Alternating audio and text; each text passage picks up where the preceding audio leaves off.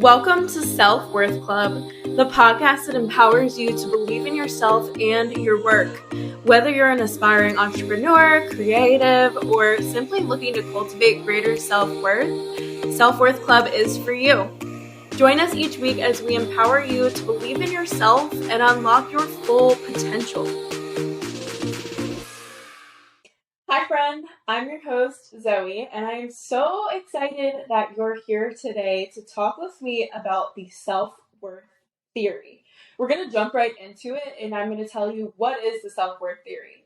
The self-worth theory proposes that a person's main priority in life is to find self-acceptance. And self-acceptance is often found through achievements. And in turn, achievement is often found through competition with others. I'd like to add that in doing my research on the self-worth theory, I found a great article on positivepsychology.com by Courtney Ackerman, and I did pull a lot of info from that to share in today's chat with you. So the conclusion here is that competing with others can help us feel like we've stacked up some really high achievements. And that makes us feel proud of ourselves and in turn enhances our acceptance of ourselves. The theory says that there are four main parts to the self-worth model. 1, ability. 2, effort. 3, performance. And 4, self-worth. The first 3 interact with each other to determine your level of self-worth. So your ability and effort have a big impact on performance. And all 3 of those contribute to your feelings of worth and value for yourself. This theory does a good job of representing how much weight winning has on us when it comes to our own feeling of worthiness. And I'm hoping that today's episode can help alleviate some of the weight that it might hold for you. Aside from competing and winning against each other, there are so many other factors that can contribute to our sense of self-worth. So now, what determines self-worth? According to the self-worth theory, it depends on what we each deem valuable. Our abilities and performance in those activities is then what determines our self-worth. However, people commonly use other ways to measure their self-worth. So here are 5 of the top factors that people use to measure and compare their own self-worth to the worth of others. And I want you to take note of whichever of these categories you might place a lot of weight in, extra value in. Number 1 is your appearance. This could be number on the scale, clothes size, the amount of attention you're getting on social media or from specific people. 2 is net worth. This can mean your income, material possessions, financial assets, or all of the above. 3 is your circle.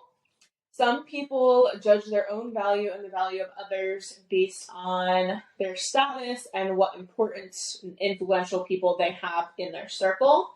And I do want to add here that while I'm not judging you for your circle, it is extremely important. Extremely important. The people you surround yourself with are everything. Okay? And then 4 is what you do, aka your career. We often judge others by what they do. For example, a stockbroker is usually considered more successful and valuable than a janitor or a teacher, which is super freaking sad because that is like the most important job and teachers are just so undervalued, but that's a whole other topic. And then 5, what you achieve. So as I noted earlier, we frequently use achievements to determine worth, whether it's our own or someone else's, such as success in business, how much money you make, scores on the SATs, or placement in a race. And now I want to talk about what should not determine your self-worth. First thing is your to-do list. Achieving goals is great, and it feels awesome to cross things off your to-do list. It's just so satisfying. But it doesn't have a direct relationship with your worth as a human. And I want to slide in a tip on to-do lists here because I think it's super important, and a lot of people set themselves up for failure, honestly, with to-do lists. So if you're someone who makes mile-long to-do lists, I need you to start narrowing them down.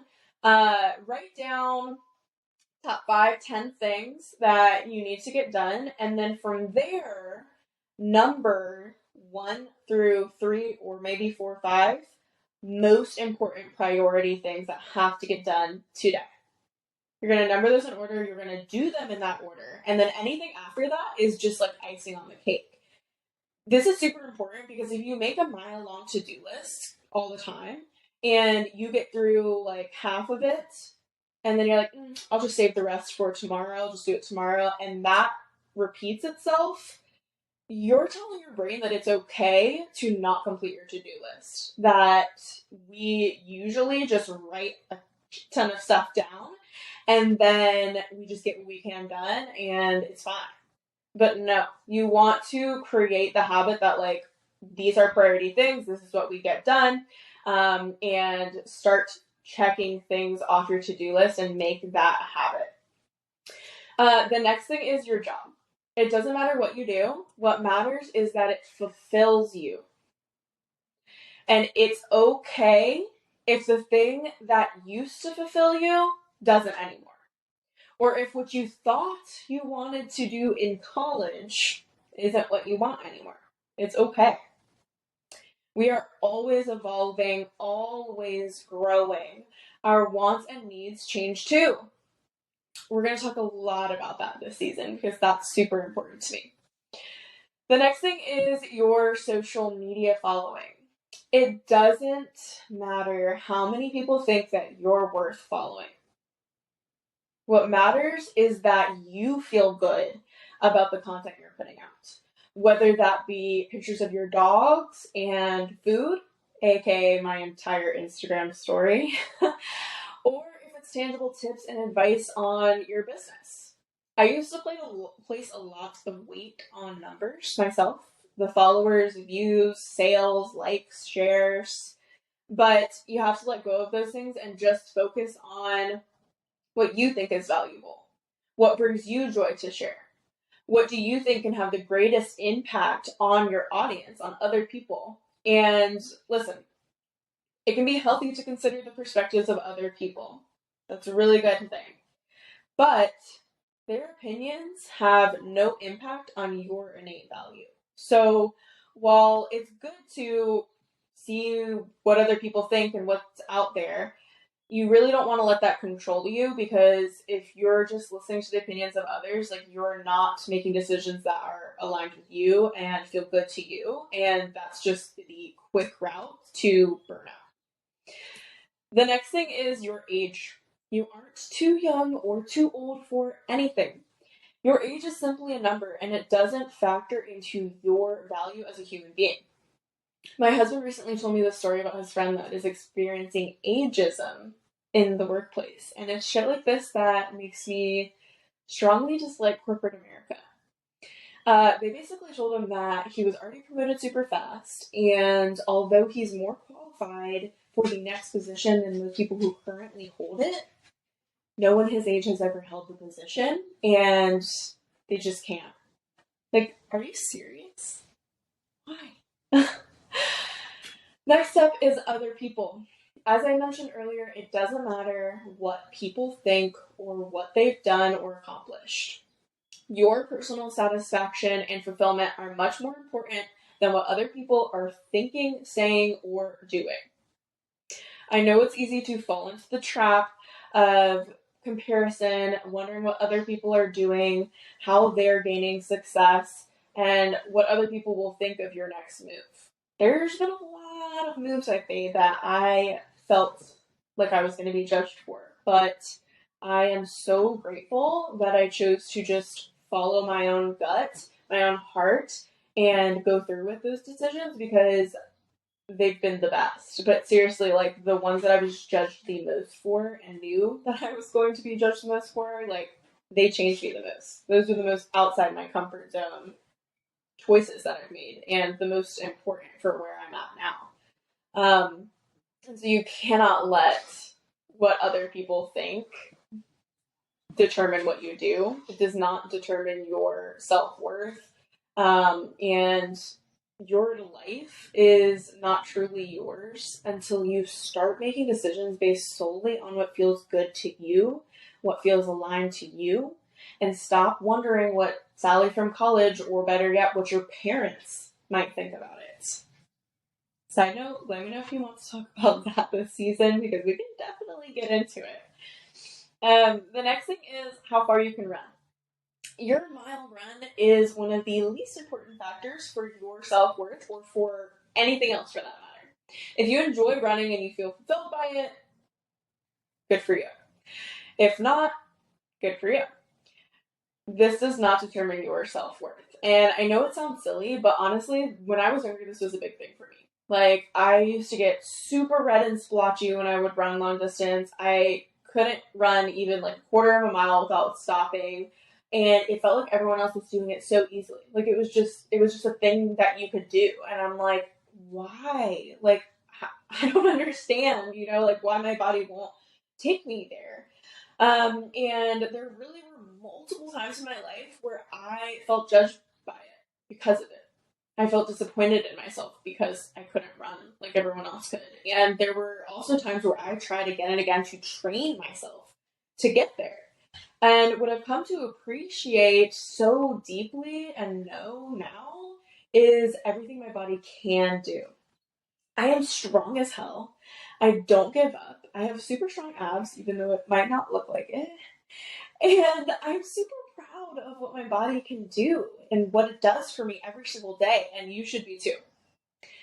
The next thing after that is your grades. We all have different strengths and weaknesses, and some of us are simply not cut out for class, and that's okay. This has no bearing on our innate value as people. Straight A students are just as valuable as straight F students.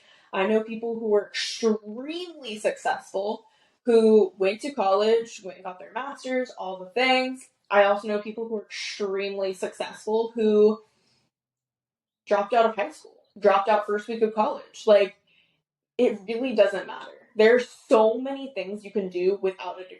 And I feel like this is shifting, which I'm really happy about. But there was a long time where college was super important. It was very pushed by our parents. I honestly don't think I would have gone to a 4 year if my dad hadn't like made it feel so heavy. Like, it was very, very needed as a backup plan. Um, and anyway, like, it's just there's so much you can do without it. I feel like people are so quick, or used to be so quick, to just go to school. I need to get a degree for this. I need to get a degree for this. But like, you can learn a lot online. You can learn a lot through personal mentorship. Um, just throwing that out there. Um, and really, like, for me, no one cared about my GPA. No one knew what it was. I didn't even want to work for anyone else after school. Like, that's why I probably wouldn't have gone to a 4 year if it was just solely based on like what I was thinking about it. And yeah, you just need to know that you determine how successful you are, not a piece of paper or how well you can memorize for a test. Okay. After that is the number of friends you have. Your value as a human has absolutely nothing to do with how many friends or connections you have. The quality of your relationships is what really matters. It is quality over quantity. Can I get an A freaking men? Every single time, I can tell you this with absolute certainty. I know it from personal experience. Like, quality over quantity. You just need to find a couple besties who get you, who push you to be the best version of you, and who you can be truly yourself around, and that's all you need. Likewise, another thing that does not determine your worth as a person is your relationship status. Single, Pringle, dating, committed, it doesn't matter, dude. It doesn't matter. Your value is exactly the same. Your relationship status doesn't alter your worth. And if you're single slash in the dating phases, I want to just throw this in there for you. I urge you to focus on yourself, focus on growing and loving yourself wholeheartedly first. Figure out who you want to be, what's been holding you back, what makes you tick. do a deep dive into yourself. Because if you want someone who's emotionally whole and intelligent and affectionate, like just does all the things for you, like you just want that perfect person, you're out there searching for them, they're nowhere to be found, like you really got to look in the mirror first and ask yourself, like, am I that person? Because if not, it's almost impossible to find them. Like you really need to be that energetic match. You need to be there too. And it's going to be so much better coming together as two whole, healed, like emotionally intelligent people rather than two totally different planes, two people who are still trying to figure it out, two people who, have a lot of trauma, a lot of baggage. Like it is a lot harder to grow then and stay together than it is to do that growing before you get into serious relationships. And the final two, your money or lack thereof. I know this can be a hard one to release pressure on, but no matter the amount you make, you are just as worthy as the next person. You're alive right now. You're listening to this podcast. You're working on yourself, trying to become the best version you can possibly be. You can't show me a more worthy person. Lastly, anything or anyone but yourself. Here we get to the heart of the matter. You are the one who determines your self-worth. If you believe you're worthy and valuable, you are worthy and valuable. Even if you don't believe you're worthy and valuable, guess what? You still are. And that's a wrap. I hope you gained something positive from listening to today's episode. Thank you again for being here and listening to me talk. I am so grateful to be here, and I can't believe that I finished the official recording of my first podcast. I'll see you next time. Bye. P.S. If you love the vibes here and got something out of listening today, please screenshot and share on your story. I'd love to be tagged and hear your thoughts. My Instagram for the pod is @_selfworthclub.